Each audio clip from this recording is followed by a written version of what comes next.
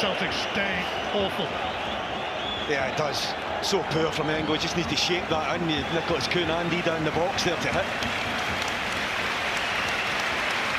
Ito Raskan, Hamza Itaman coming off, and the man who got things going today.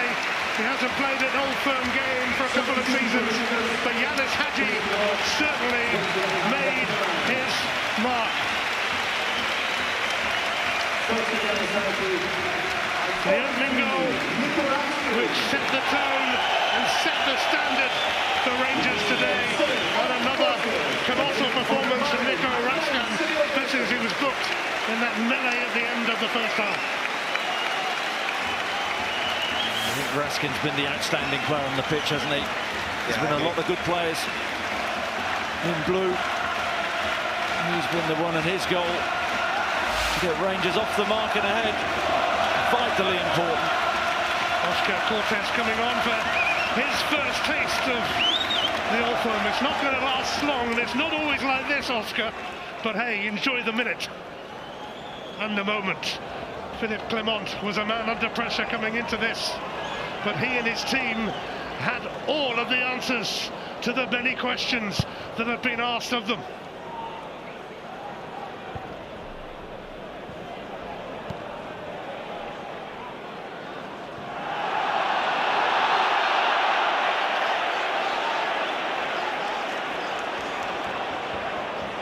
Now, Rangers and all of their fans inside Ibrox merely await the full-time whistle.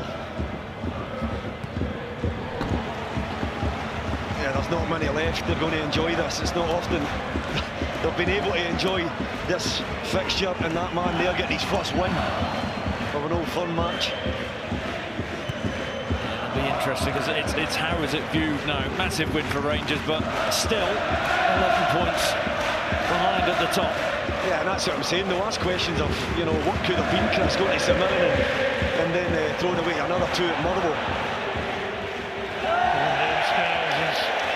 Like so many Celtic players, had a disappointing day, and the whistle will surely be coming soon at Ibrox, where the Rangers fans, let's be honest, came in fear, but now they have hope, because they've won this derby, and emphatically so.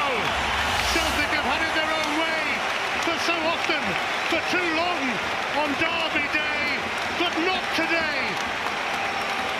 Rangers starting 2025 as they should mean to go on. Yanis Hadji with an early opener, which always helps in this fixture. A surprise scorer, Robin Proper, gave us a surprise scoreline at 2-0 to Rangers, but they hadn't finished there as Danilo came off the bench and 70 seconds after entering the field of play rattled in the third. A surprise scoreline, a shock scoreline. Celtic, as poor as they've been in a very, very long time domestically, sum this one up, guys. Chris.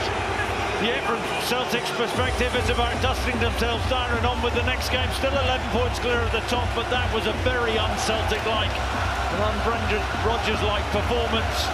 Just flat all afternoon. Never got the passing game going, and Rangers in every department were better. So, thinking from a Celtic perspective, but from a Rangers point of view, that's a massive boost. That will give their team one hell of a lift. I still think that they'll be too short in terms of winning a title now. They're too far off, but I suppose I said to you a couple of moments ago, Neil, it's what happens next to Philippe Clement. Yeah, I think they are too far back. As I said, they go back to the Motherwell and the St Mirren results might have been able to come into this game and win and go back to 6 points, but what it does do is give that man some encouragement that this team are good, and I've said that they've got the players in the final third that can go and give Celtic the problem.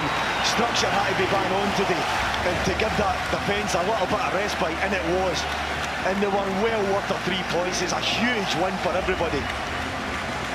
Well, we said at the start, there's no middle ground on Derby Day in Glasgow, but today it was Celtic who was simply the worst.